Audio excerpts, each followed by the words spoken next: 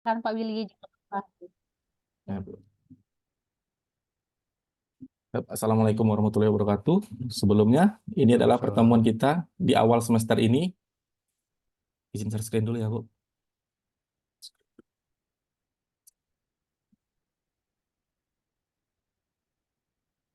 Nah, sebelum mulai perkuliahan ini, mungkin kita lebih baik baca doa dulu sesuai agama dan kepercayaan kita masing-masing ya, supaya dapat berkah di dalam pelajaran ini. Selesai. Nah, pertemuan pertama ini kita membahas e-commerce. Nah, yang kita bahas itu adalah konsep e-commerce. Karena ini pertemuan pertama, saya akan menjelaskan biodata diri saya dulu, yaitu saya Willy Novrian, yang bisa dipanggil dengan Willy. Kebetulan saya lahir di Padang 11 November 93. Nah, jenjang pendidikan saya S1 S2-nya di UPI PTK. Nah, di UPI saya di Fakultas Ilmu Komputer. Nah, ketika mendaftar di UNIP ini saya mendaftar di Fakultas Teknik di Prodi Sistem Informasi. Nah, sampai sini semoga paham apa ya. Nah, sebelum masuk ke apa pembelajaran, kita bahas dulu capaian pelajaran mahasiswanya. Nah, yang pertama itu mahasiswa memahami konsep e-commerce itu sendiri ya. Apa itu e-commerce itu? Nah, yang kedua memahami kelebihan dan kekurangan e-commerce. Jadi ya. Nah, definisi e-commerce itu menurut saya itulah bagian dari electronic business yang menggunakan electronic transmission menurut para ahli dan pelaku bisnis. Nah, ada juga e-commerce itu adalah didefinisikan sebagai bentuk transaksi perdagangan barang atau jasa dengan menggunakan media elektronik. Atau kesimpulannya e-commerce is a part of a business, yang artinya e-commerce itu masuk di dalam bisnis. Nah, jadi tidak jauh beda dengan e-commerce dan bisnis ini, itu e-commerce itu masuk ke dalam bisnis. Kalau diibaratkan ke dalam tubuh manusia, bisnis itu adalah tubuh manusia itu sendiri, dan e-commerce itu paling tangan kiri dan tangan kanannya. Jadi sebelumnya semester ini kita telah mempelajari bisnis ya. Nah, sekarang semester selanjutnya ini kita membahas e-commerce-nya itu, yang lebih rinci dari e-bisnis. Nah, definisi selanjutnya itu adalah perdagangan elektronik atau penyebaran, penjualan, pembelian, serta pemasaran barang dan jasa yang mengandalkan sistem elektronik, seperti internet, TV, dan jaringan komputer. Nah, mungkin kita ingat di zaman dahulu yang promosi-promosi di TV seperti jual panci, jual obat-obatan yang telah menaruh nomor HP atau untuk pemesanan, nah, itu termasuk salah satu contoh e-commerce itu sendiri. Yang mungkin di zaman-zaman 2007 mungkin kalau nggak salah iklan-iklan seperti itu. Nah, e-commerce itu melibatkan transfer dana atau pertukaran data secara elektronik secara sistem pengumpulan data yang otomatis. Nah, jadi e-commerce itu adalah kita membelanja dengan barang itu melalui transfer uang dan barang itu juga ditransfer. Jadi kita tidak tahu yang mana pembeli dan mana yang penjualnya. Jadi itulah sistem kepercayaan aja mungkin itu langsung. Nah, e-commerce itu memang menjadi salah satu bisnis yang menjanjikan dan kerap digeluti oleh masyarakat Indonesia. Nah, ini bisa dicontohin pas tahun zaman-zaman COVID, pemerintah melarang untuk keluar yaitu isolasi. Nah, e-commerce itu banyak toko-toko itu sebelumnya banyak yang anjlok atau hancur karena tidak ada jual beli. Nah, kebetulan itulah e-commerce itu yang menyediakan jual barang tanpa harus langsung bertatap atau bersentuhan dengan orang yang dijual apa ya. Nah, selanjutnya e-commerce itu adalah bagian dari bisnis, di mana cakupan e-commerce itu lebih luas, tidak sekadar perniagaan saja, tapi cukup kolaborasi antara mitra bisnis, lowongan pekerjaan, klien nasabah, dan lain sebagainya. Nah, e-commerce ini tidak serinci bisnis. Kalau bisnis mungkin ada banyak seperti bagian analisanya, bagian konsep, bagian ini. Nah, kalau e-commerce ini tidak serinci seperti bisnis. Mungkin lebih ke transaksi jual beli saja, lebih ke data penjual dan data pembeli aja. Jadi lebih investori barang. Nah, e-commerce ini tidak membutuhkan gudang atau seperti toko, karena tokonya setelah ada di halaman web biasanya itu, atau di link-link seperti Lazada, Zalora, termasuk selanjutnya ya. Menurut definisi e-commerce itu menurut Sally Cashman. Nah, menurut Sally Cashman tahun 2007, e-commerce itu adalah electronic e-commerce atau perdagangan secara elektronik merupakan transaksi bisnis di mana dalam jaringan elektronik seperti internet. Nah, siapapun dapat mengakses komputer, memiliki sambungan jaringan internet, itu bisa disebut dengan pelaku e-commerce itu sendiri atau partisipasi. Walaupun bukan kita yang sebagai penjual, tapi kita sebagai pembeli ini dianggap sebagai pelaku dalam e-commerce itu karena berpartisipasi dalam dalam kegiatan jual itu. Nah, ada lagi definisi menurut Johnny Wong tahun 2010. Johnny Wong itu bilang e-commerce adalah pembelian, penjualan, dan pemesanan barang serta melalui sistem elektronik seperti radio, televisi, dan jaringan komputer atau internet. Johnny Wong itu mungkin membahas seperti jual beli di TV atau di koran, itu termasuk e-commerce, seperti ada jual mobil di dalam koran atau di media sosial. Itu juga termasuk salah satu contoh e-commerce itu sendiri. Menurut Kotler, e-commerce itu adalah saluran online yang mudah dijangkau oleh seorang media melalui media massa komputer yang dipergunakan oleh para pembisnis dalam menjalankan bisnisnya.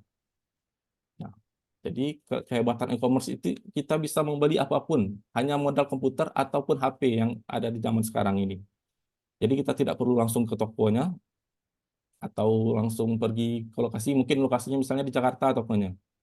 Nah, kita tidak perlu langsung ke Jakarta dari Bengkulu ini. Kita bisa memesannya dari Bengkulu ini langsung. Dan lebih hebatnya, barangnya akan dikirim langsung sesuai ke alamat kita. Dan pembayaran pun juga bisa melalui Dana, melalui m-banking, atau OVO. Itulah kehebatan e-commerce itu yang di zaman sekarang ya. Nah, konsep e-commerce itu ada banyak, yaitu konsep yang berbasis teknologi informasi dan komunikasi untuk perdagangan dalam pengguna internet. Nah, yang kedua itu pengguna internet ini digunakan sebagai media informasi dalam melakukan transaksi. Nah, seperti yang Bapak bilang tadi, e-commerce itu sudah merambah ke dunia internet. Jadi tidak perlu lagi ke tokonya. Kita bisa mengakses situs atau linknya langsung. Atau bisa melalui media marketplace-nya seperti Shopee, Zalora gitu, itu marketplace itu. Atau bisa langsung ke situs webnya. Ini konsep e-commerce yang menurut analisis sistem ya, sebagai pengurai dari suatu sistem informasi menjadi bagian kecil yang dimaksud untuk mengidentifikasi kesalahan, kesempatan, dan hambatan kebutuhan yang diharapkan sehingga diusulkan pengembangan dari informasi tersebut. Nah, jadi analisis sistem itu bagian analisis, kira-kira bagian apa yang terjadi kesalahan atau yang membuatnya repot. Kadang orang belanja e-commerce ini merasa repot karena harus daftar ini, daftar itu, terus masukkan kode ini, belum ada takut kepercayaan data informasi kita dipakai orang lain kan. Nah, itulah bagian analisis sistem itu ya. Nah, perancang sistemnya itu nanti setelah analisis dianalisis, nanti ada bagian khusus yang untuk merancang sistem tersebut. Sehingga data yang mengelola sistem yang begitu ribet nanti akan diatur menjadi sedemikian rupa hingga sesimpel mungkin. Nah, jadi bagian analisis data berdasarkan perancang inilah bagian perancang untuk yang dirancang oleh analisis tadi. Nah, mekanisme e-commerce itu adalah di mana pembeli hendak membeli berjalan yang dibeli secara menggunakan shopping cart. Nah, shopping cart itu seperti kartu kredit itu. Untuk melakukan transaksi terhadap barang yang dilakukan secara dipilih dan akan dibayar. Nah, kita bisa langsung membayar langsung melalui shopping cart itu atau melalui m-banking lah. Atau bisa dengan OVO dan yang lain. Nah, software pembuatan e-commerce itu terdiri dari pembuatan toko online atau e-commerce membantu software atau aplikasi tertentu untuk mengatur inventaris barang transaksi penjualan. Nah, software pembuatan ini yang seperti yang dibilang tadi itu perancang itu juga termasuk dalam perancang. Jadi dia akan merancang data, merancang aplikasinya yang setelah dianalisis. Ya, bagian inventory barangnya. Jadi tidak perlu ada gudang lagi yang seperti modal banyak untuk membuka toko. Jadi kita tidak perlu gudang ataupun kantor langsung. Karena semuanya sudah ada di dalam laptop atau dalam web itu. Untuk pembayarannya yaitu ada pembayaran e-commerce itu seperti yang dibilang tadi ya, kartu kredit atau PayPal atau transfer banking atau cash delivery. Nah, cash delivery ini seperti bayar di tempat langsung. Tapi karena mungkin maraknya kasus kejadian yang COD yang bermasalah, mungkin ada sebagian toko yang tidak menerima bayar di tempat. Nah, keamanan e-commerce itu berbelanja di web itu implementasi internet. Nah, karena keamanan ini lebih ke mengamankan data nasabahnya. Jadi kita untuk mengamankan nasabah itu mungkin bisa menggunakan Chrome, Motif Reform, karena standar inskripsinya kan. Nah, jadi semua data nasabah itu tidak tersebar luas atau disalahgunakan oleh orang lain.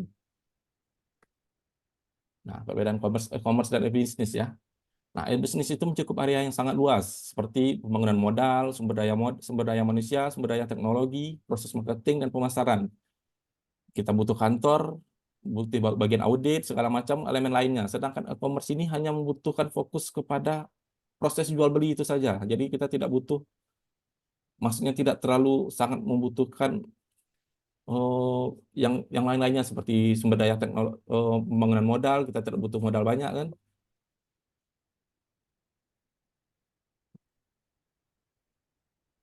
Nah, e-commerce itu merupakan bagian kecil dari sebuah e-bisnis. Nah, seperti yang Bapak bilang tadi, e-commerce itu merupakan bagian kecil dari e-bisnis, itu maksudnya e-commerce ini adalah irisan dari e-bisnis tersebut.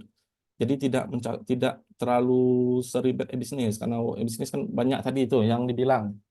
Kita butuh sumber daya teknologi, sumber daya manusia, pembangunan modal, toko, dan yang lain.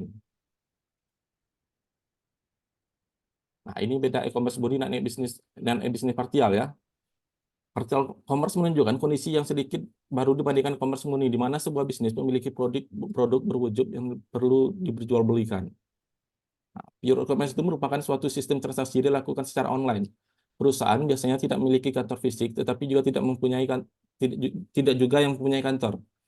Nah, bedanya kantor yang digunakan untuk mengatur akses online bukan tempat transaksi. Nah, mungkin e-commerce ini memiliki kantor, tapi tidak untuk transaksinya.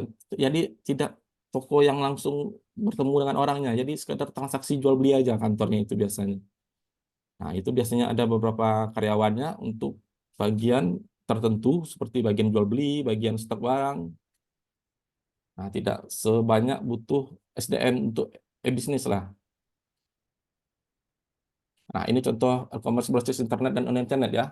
Kalau non-internet itu terdapat kantor, bangunan, ruko, dan pasar, dan lain-lainnya. Sedangkan yang internet itu hanya butuh alamat situs web saja, seperti portal, blog, toko online.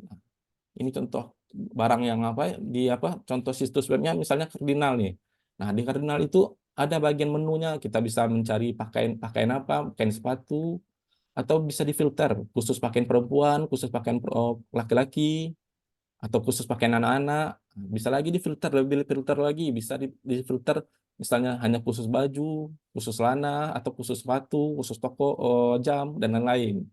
Jadi enaknya tempat e-commerce ini, kita bisa mencari barang itu hanya hanya modal jari aja mungkin mencari, tidak perlu pergi ke tokonya ke sana ke sini mencari apa barang yang kita cari.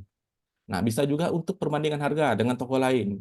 Sebelum kita membeli, kita mungkin ingin cari dulu yang lain, kita bandingkan dulu harganya dengan yang toko yang ini, atau sampai kita menemukan kepuasan. Nah, nah, yang produknya kalau non internet itu berwujud atau semua produk. Nah, kalau berbasis internet itu berwujud tetap berwujud, namun tidak semua jenis produk bisa diperdagangkan karena terkendala pengiriman. Nah, kalau produk yang non internet itu pasti semuanya berwujud kan di depan mata. Nah, kalau produk yang berbasis internet ini ada yang berwujud, ada yang tidak berwujud. Nah, yang berwujud itu mungkin seperti kita mau beli sesuatu tuh ada rekaman video mungkin itulah. Sedangkan tidak berwujud itu kan seperti kadang itu kita lihat sekedar foto atau apa ukurannya kita tidak tahu kan. Nah, tempat transaksi itu non internet. Nah, kalau tempat transaksi non internet itu lokal geografis, yaitu ada tokonya tadi, ada pasarnya. Kalau berbasis internet itu virtual, jadi semuanya ada posisinya. Jadi kita tidak bisa jadi posisinya itu misalnya di Jakarta. Nah, di Jakarta itu kita tidak menemukan tokonya, itu di Jakarta aja intinya jual belinya. Nah, pembayarannya tadi non internet pakai cash atau transfer bank dan kartu kredit. Sedangkan berbasis internet itu tidak bisa pakai cash, yaitu ya, kartu kredit, online banking atau electronic money. Nah, kalau untuk yang non internet tadi kan bisa cash juga. Nah, untuk pemasaran non internet itu pemasarannya secara langsung. Kalau berbasis internet itu online marketing. Nah, mungkin sekarang ini tidak zaman lagi mungkin tempel-tempel brosur atau bagi-bagi brosur itu karena semuanya sudah bisa di-share melalui internet gitu. Nah, itulah kehebatan e-commerce-nya. Nah, kalau gudangnya non internet itu bentuk fisik. Sedangkan yang gudang yang non internet itu virtual atau tidak membutuhkan gudang itu bisnis apa ya? Nah, ini penyaran barang dan layanan pelangganan ya. Kalau non internet itu diantar atau diambil langsung, kalau berbasis internet itu diantar secara online. Kalau layanan tadi itu kunjungan, kalau berbasis internet itu offline atau online. Jadi kita tidak perlu langsung ke tokonya. Nah, ini kegiatan internet yang kegiatan pada e-commerce tadi bisa dibaca apa nanti Bapak share nanti materinya ya untuk dibaca. Nah, ini keuntungan pada e-commerce itu. Itu dapat menjangkau siapapun dimanapun tanpa adanya batasan geografis. Yang kedua itu menjangkau lebih banyak konsumen. Yang ketiga lebih hemat dan waktu. Yang keempat pilihan bervariasi. Jadi kita bisa memilih barang hanya modal tombol pencarian atau via pencarian di dalam toko itu atau marketplace-nya. Yang keempat itu pendapatan konsumen melalui via mendapatkan konsumen melalui via mesin pencari. Jadi kita bisa langsung chat dengan konsumennya langsung dari jarak jauh. Seperti chat chat di dalam aplikasi e-commerce tersebut atau dalam marketplace-nya. Nah, ini mencari produk lebih cepat, biaya lebih terjangkau. Nah, maksud biaya lebih terjangkau ini kita tidak langsung harus ke tokonya. Yang keduanya, kita bisa membandingkan harga, jadi bisa dapat biaya yang lebih terjangkau. Nah, selanjutnya itu memberikan perbandingan harga seperti yang tadi. Nah, yang untuk e-commerce ini juga buka sepanjang waktu, 24 jam. Jadi tidak ada tutup-tutup. Jadi kapanpun bisa kita akses ya. Yang selanjutnya memudahkan komunikasi bisnis. Nah, kerugian e-commerce itu penipuan. Kadang terjadi banyak toko-toko yang tidak jelas, yang ratingnya kecil gitu. Nah, karena diiming-iming dengan harga kecil, mungkin kita cobalah beli katanya kan. Jadi rentang penipuan, kita tahu itu penipuan kan. Yang selanjutnya tidak dapat melihat kondisi fisik. Nah, tidak dapat melihat kondisi fisik itu ya kita tidak tahu ukurannya. Kadang ukuran sepatu misalnya 43 sama kita, kadang di toko itu 43-nya tidak sesuai dengan 43 kita. Ya, itu yang selanjutnya kehilangan kesempatan karena gangguan pelayanan seperti gangguan internet dan listrik padam. Nah, kehilang. Jadi kalau tidak ada jaringan internet atau listrik padam itu biasanya kan semua jaringan langsung putus itu. Nah, itulah kerugiannya. Yang selanjutnya hacking atau peretasan dalam sebuah situs. Nah, jadi hacking itu data kita diambil atau digunakan oleh orang yang tidak baik lah intinya. Nah, jadi kita harus mencari tempat atau link yang resmi atau yang terjamin lah. Melihat rating itu kan bisa ditentukan. Misalnya yang beli 10.000, yang merenting itu 4,9 dari 5, nah, itu kan terpercaya lah. Jadi, nah risiko pada e-commerce itu risiko finansial atau kerugian ketika salah transfer. Yang selanjutnya risiko sosial. Ya, kadang kita merasa minder atau merasa tidak gaul karena beli itu langsung di tokonya. Karena di zaman sekarang, ya kadang sama-sama teman-teman itu menjadi sindiran lah. Kenapa tidak beli online aja? Seperti itulah sindirannya kira-kira. Yaitu yang selanjutnya risiko waktu, menghabiskan waktu, risiko fisik, risiko kinerja, prosesnya ribet. Nah, itulah butuhnya tadi itu bagian analisis supaya tidak terjadi keribetan dalam hal untuk membeli sesuatu barang di dalam web apa atau marketplace-nya. Nah, yang selanjutnya risiko security itu penyalahgunaan informasi pihak ketiga tadi ya, yang data kita di hacking tadi. Nah, dari pembelajaran tadi itu Bapak memberi contoh beberapa studi kasus. Ada 4 studi kasus. Nah, kita akan membagi 4 kelompok untuk membahas studi kasus ini dan untuk mencari nanti diceritakan dalam perusahaannya misalnya perusahaan fashion event. Nah, nanti kita ceritakan, nanti dari cerita itu kita harus solusikan ya apa yang dapat diajukan dari ceritanya itu. Nah, dari solusi itu kita akan menghasilkan apa yang diharapkan. Nah, bisa bagi kelompok aja nanti ya, bagi 4 ya kelompok ini. Jadi kalau mahasiswanya 30, jadi sekitar 7 atau 6. 6 kali, ya 6 lah. Nah, mungkin sampai sekian dulu pembelajaran materi hari ini. Sekian, terima kasih. Assalamualaikum warahmatullahi wabarakatuh. Waalaikumsalam warahmatullahi wabarakatuh. Assalamualaikum warahmatullahi Oke, wabarakatuh. kita beri tepuk tangan yang meriah untuk Pak Willy Novrian. Oke. Waktunya tersisa sekitar 1 menit 30 detik ya, Pak. Jadi ya hampir maksimal. Oke, saya persilakan kepada Pak Wayan untuk memberikan saran, masukan ataupun pertanyaan. Silakan Pak Wayan. Oke, makasih Pak Willy. Eh, Anda menguasai materi ya. Oke. Cuma mahasiswa kalau disajikan PowerPoint dalam bentuk teks seperti itu apakah dia memperhatikan atau enggak harus dicek itu untuk memastikan apakah dia concern dengan materi kita atau enggak. Karena begini, ini bisa dirubah mungkin dengan cara, ini e-commerce ini kan sudah banyak tayangan videonya ya, atau banyak video-video yang jadi bisa menjadi awal tampilan Bapak nanti sebelum kita ke konsep e-commerce-nya gitu ya. Saya dari bagaimana contoh-contoh e-commerce itu kan banyak sekali. Nah, itu ada video-video yang mungkin bisa bercerita tentang itu. Atau Bapak bisa juga buat video yang kira-kira merangkum semua sampai resiko-resikonya ya. Nah, itu saya kira cukup bagus di awal itu. Sehingga Bapak nggak begitu capek ya menjelaskan dari awal e-commerce itu apa sampai resiko-resikonya gitu ya. Nah, menurut saya induktif pendekatan pembelajarannya. Artinya dimulai dengan contoh-contohnya, kemudian punya gambaran. Nah, suruh mereka mengkonstruksi apa e-commerce itu, apa resiko-resiko. Jadi tangkapan videonya itu dari nangkap penjelasan melalui tayangan video dengan contoh-contoh real dunia nyata saat ini, itu saya kira dia akan bisa menyimpulkan. Nah, kemudian baru masuk ke case. Nah, jadi setelah case-nya itu termasuk eh, setelah dia paham tentang apa maksudnya, masuk case, nanti baru di ujung di apa konsep dari e-commerce itu ya. Seperti itu mungkin bisa diberubah, mungkin jauh lebih menarik ya. Eh, karena saya kira Pak Willy Novan di program studi Sistem ini ya, informasi, Pak.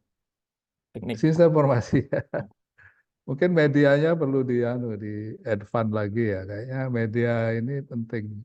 baik, Saya Pak. kira kalau soal penggunaan media, saya kira Pak Willy jagonya itu harusnya. Cuma Dimasukkan. tinggal milih aja.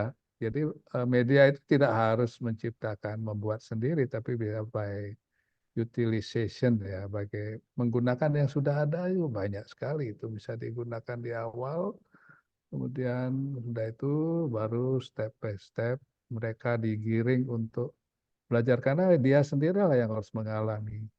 Jadi kita harus mulai rubah cara kita sehingga kita nggak terlalu lelah ya berbicara, tapi mereka nggak connect dengan apa yang kita bicarakan. Nah, lebih baik kita connect-kan dulu dia, nah baru nanti terakhir baru ke konsepnya gitu. Saya kira itu yang prinsip yang eh, termasuk Pak Berto juga terkait dengan nilai uang itu mungkin ada contoh-contoh video ya yang mungkin bisa menggambarkan itu cukup bagus saya kira nanti case-nya belakangan. Dia akan bisa menangkap maknanya dulu, kemudian setelah itu secara konseptual bisa apalagi misalnya harus menjawab pertanyaan-pertanyaan yang bersifat kognitif. Merumuskan konsepnya itu kadang-kadang nggak mudah bagi anak-anak mahasiswa kita. Saya kira itu Pak Willy sebagai masukan. Ya, Nah, Pak, mungkin terima nanti kasih. di real teachingnya bisa Akan diperbaikin, Pak. dibuat seperti itu ya. Ya, Pak. Nanti saya akan lihat kembali. Mudah-mudahan itu justru bisa membuat kita Sama. belajar lebih banyak dari konsep yang disampaikan. Terima kasih Pak Willy. Nah, terima kasih Terima masukannya, kasih Pak. Bu Lia. Oke, sama-sama. Oke, terima kasih Pak